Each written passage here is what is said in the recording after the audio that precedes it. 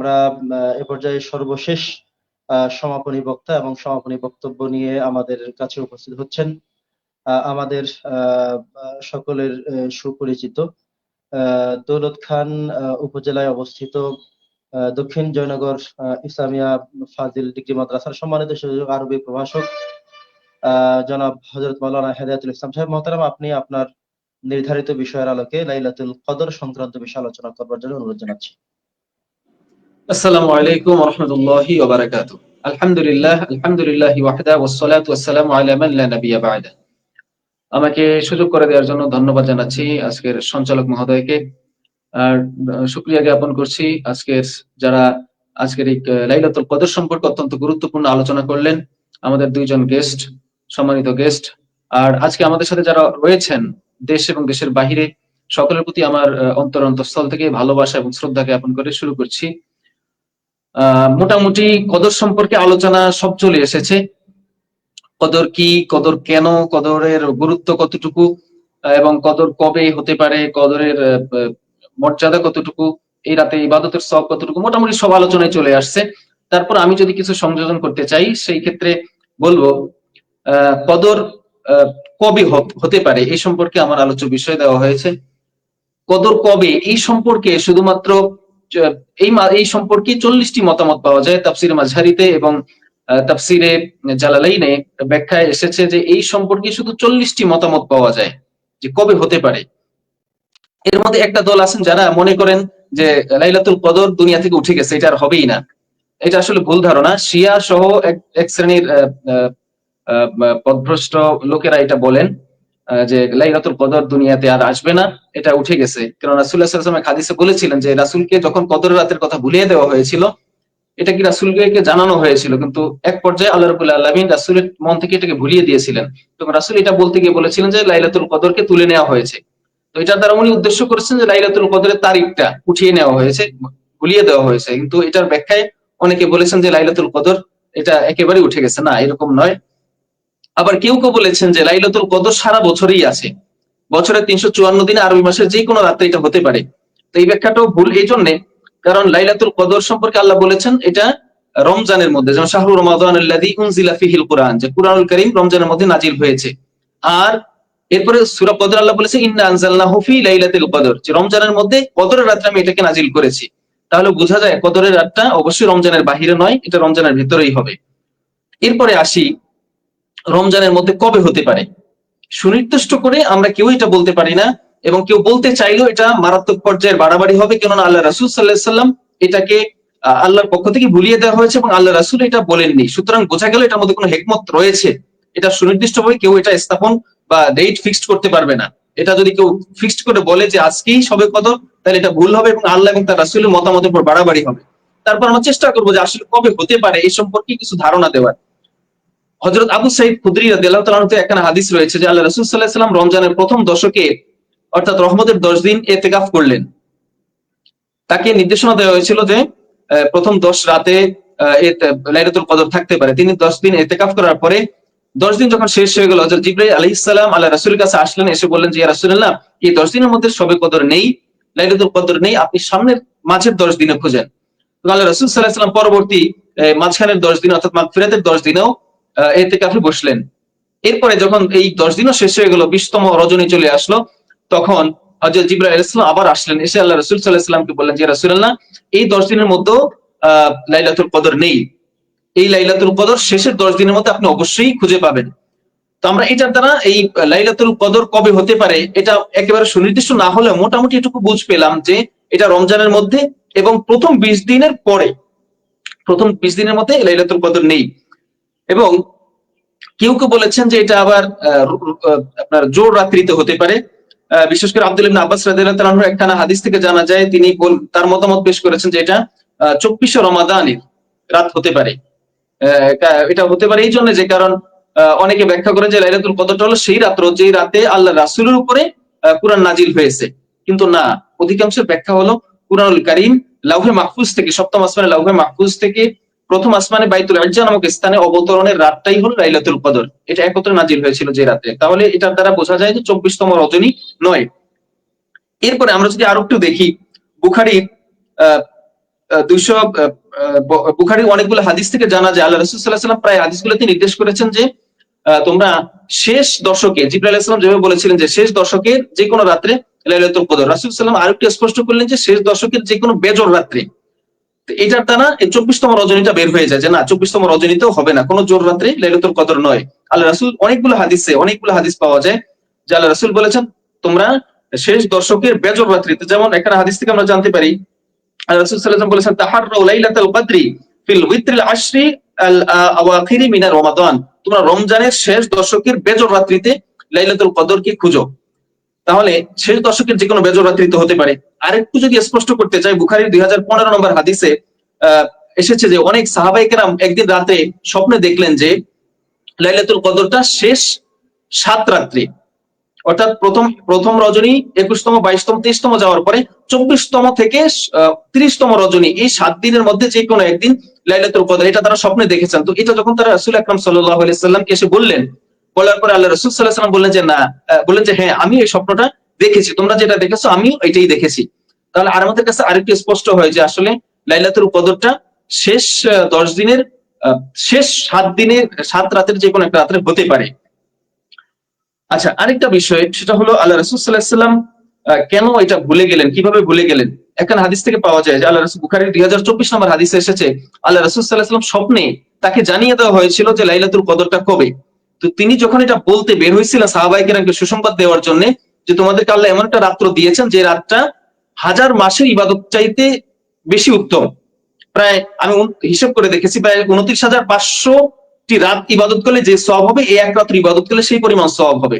এই রাত্রে যদি কেউ 1টি টাকা দান করে সেজন্য 29,500 রাত্র টাকা দান করলো, 1 টাকা করে দান করলো। এই রাত্রে যে 1 খতম কুরআনুল কারীম করলো সেজন্য 29,500 বার কুরআনুল কারীম খতম করলো। এইভাবে প্রত্যেকটা আমলই এই পরিমাণ বৃদ্ধি পায়, এর চাইতে বেশি, এর চাইতে কম নয়। খয়রুন যেহেতু বলা হয়েছে, এটা হলো 1000 মাসের চাইতে অধিক। 1000 মাস বা 1000 মাসের চাইতে অল্প একটু বেশি, এটা এরকম নির্ধারিত আল্লাহ করেননি, বলেছেন 1000 মাসের চাইতে অধিক। কত অধিক এটা আল্লাহু আ'লাম। তো যাই হোক, আল্লাহ রাসূল সাল্লাল্লাহু আলাইহি ওয়াসাল্লাম যখন আসছিলেন পথিমধ্যে তিনি দেখলেন দুইজন লোক ঝগড়া করতেছে। তাদের ঝগড়া দেখে এবং তাদের ঝগড়া থামাইতে গিয়ে আল্লাহ রাসূল সাল্লাল্লাহু আলাইহি ওয়াসাল্লাম এটা ভুলে গেলেন যে আসলে তাকে স্বপ্নে কোন তারিখের কথা বলা হয়েছিল। এটা আসলে আল্লাহর পক্ষ থেকেই একটা হিকমত। আল্লাহ রাসূল অন্য অনেক হাদিসে বলেছেন যে আল্লাহর পক্ষ থেকে একটা নির্দিষ্ট তারিখ আমাকে জানিয়ে দেওয়া হয়েছিল, কিন্তু এটা আল্লাহর পক্ষ থেকে আবার ভুলিয়ে দেওয়া হয়েছে, হয়তোবা এর মধ্যেই তোমাদের কল্যাণ রয়েছে। এই সম্পর্কে আমাদের বিশিষ্ট আলোচক মাওলানা নুরুল করিম বোরখানি আলোচনা করেছেন যে কেন আল্লাহ এটাকে ভুলিয়ে দিলেন। তারপর আমরা সামনে আরেকটু আলোচনা করার চেষ্টা করবো ইনশাআল্লাহ। তাহলে বোঝা যায় এই যে একটা বরকতের রজনী, রহমতের রজনী, মাগফিরাতের রজনী, এই রজনীটা আল্লাহ আমাদের মধ্য থেকে ভুলিয়ে দিলেন একটা কারণে, সেটা হলো দুইজন মানুষ ঝগড়ার কারণে।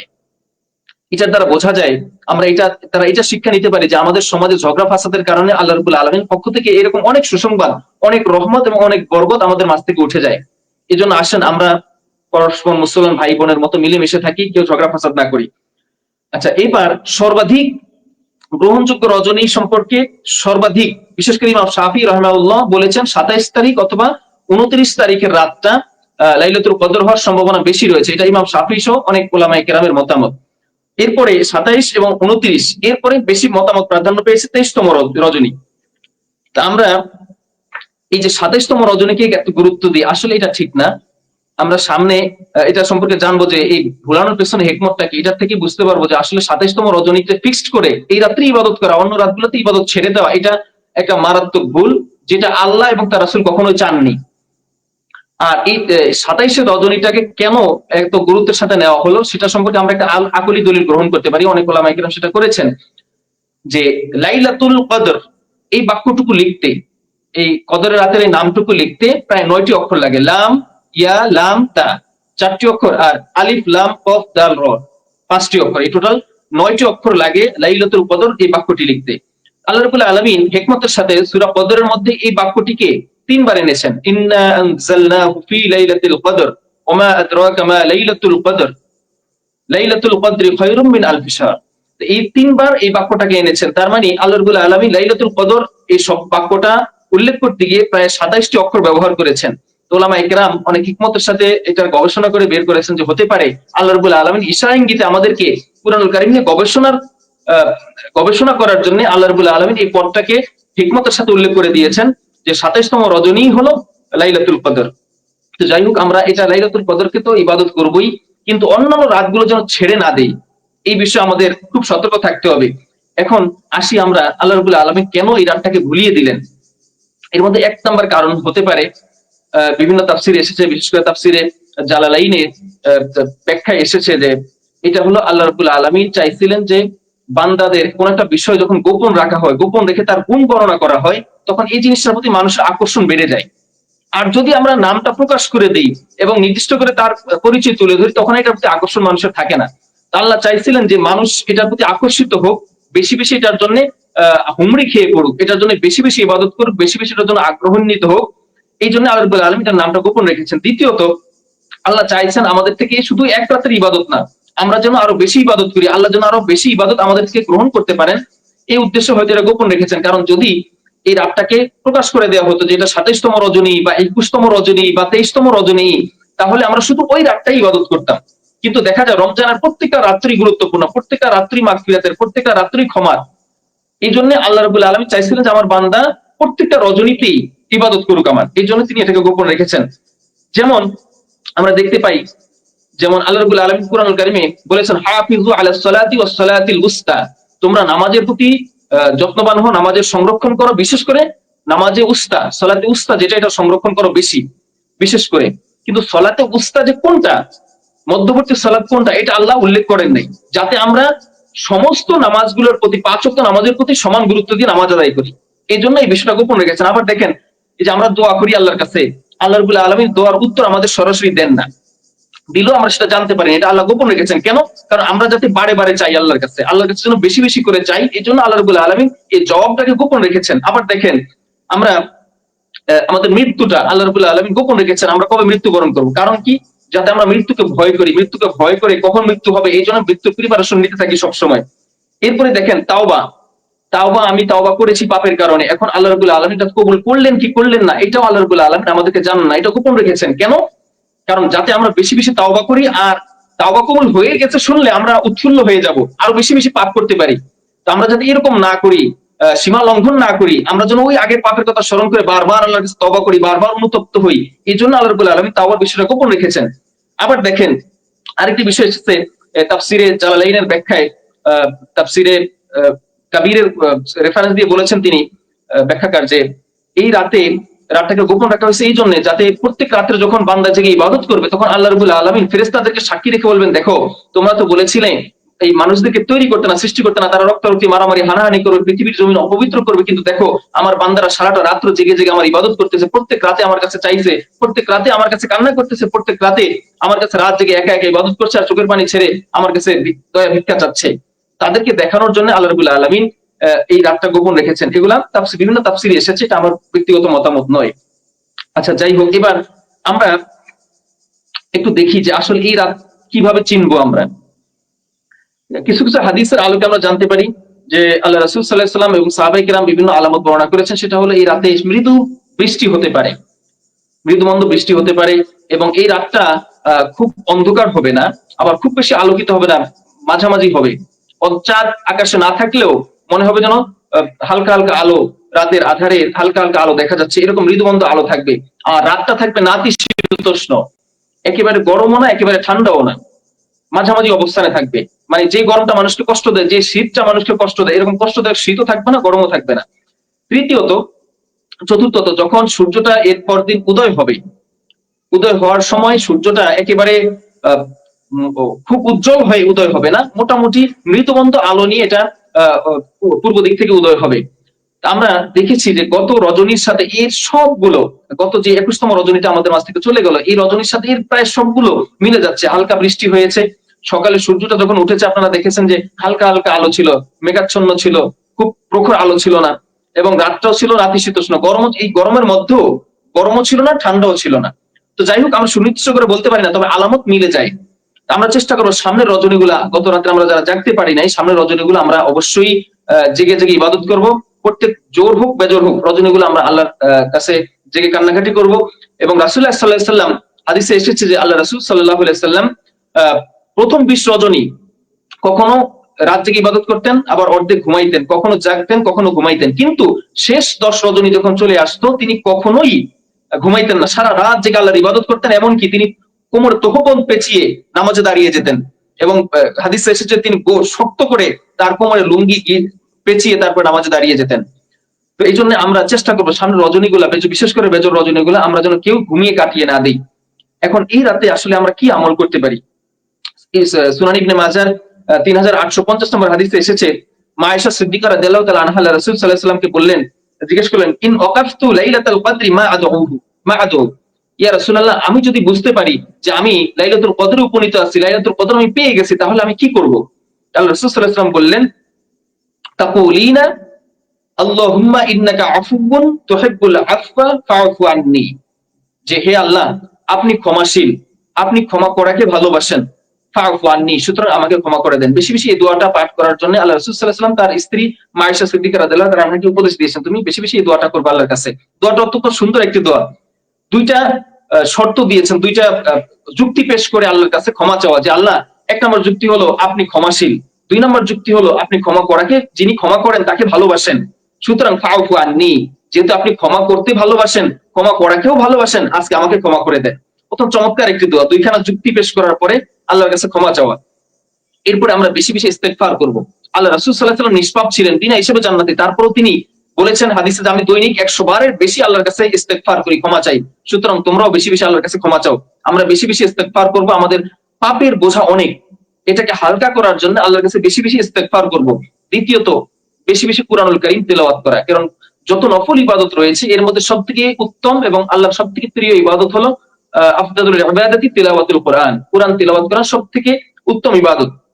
তৃতীয়ত, আমরা এই রাতে নফল ইবাদত করব, সালাত আদায় করব, এবং প্রত্যেক সালাতে আমরা দীর্ঘ রুকু এবং দীর্ঘ সিজদায় বেশি বেশি, মানে লং টাইম, দীর্ঘ সময় ধরে রুকুতে থাকবো, তাসবিহ পাঠ করব। আবার বিশেষ সিজদায় যখন যাব, লং টাইম আমরা সিজদার তাসবিহ পাঠ করব এবং সিজদায় বেশি সময় কাটাবো। এরপরে দুই সিজদার মাঝখানে বসে যে দোয়াগুলো আছে এই দোয়াগুলা পাঠ করব বেশি বেশি। অর্থাৎ দীর্ঘ সময় নিয়ে নফল ইবাদত করব, রাত নফল ইবাদতের মাধ্যমে কাটিয়ে দেব। আর আল্লাহ রাব্বুল আলামিন বলেছেন, ওয়াসজুদ ওয়াক্তারিব, তোমরা সিজদা করো আর আমার নিকটবর্তী হয়ে যাও। একজন বান্দা যখন সিজদায় যায় তখন সে আল্লাহর সব থেকে নিকটবর্তী হয়ে যায়, তার মধ্যে আল্লাহর মধ্যে কোনো পর্দা থাকে না। সরাসরি তিনি আল্লাহ রাব্বুল আলামিনের সম্মুখে দাঁড়িয়ে যেন আল্লাহ রাব্বুল আলামিনকে সিজদা করছেন, তার মধ্যে আল্লাহর মধ্যে কোনো পর্দা থাকে না। এই জন্য সিজদার মধ্যে, আমাদের নফল নামাজের সিজদার মধ্যে আমাদের যত পাওয়া আছে, চাওয়া আছে দুনিয়ার, এই সমস্ত চাওয়াগুলো আমরা আল্লাহর কাছে পেশ করতে পারি। তাছাড়া আমাদের যত দোয়া আছে, আমাদের যত চাওয়া আছে, আমরা এগুলা আল্লাহ রাব্বুল আলামিনের কাছে পেশ করতে পারি। তো যাই হোক, আল্লাহ রাব্বুল আলামিন আমাদেরকে এই রাত জেগে ইবাদত করার এবং লাইলাতুল কদরের সওয়াব আমাদের প্রত্যেকের আমলনামায় লিখে দিন, এবং এই রাতকে পাওয়ার এবং সেই রাতের হক মেনে, হক পালন করে ইবাদত করার তৌফিক আমাদের সকলকে নসিব করুন, আমিন। ওয়া মা আসআলুকুম মিন আজরিন ইন আজরিয়া ইল্লা আলা রাব্বিল আলামিন। আসসালামু আলাইকুম ওয়া রাহমাতুল্লাহি ওয়া বারাকাতুহু।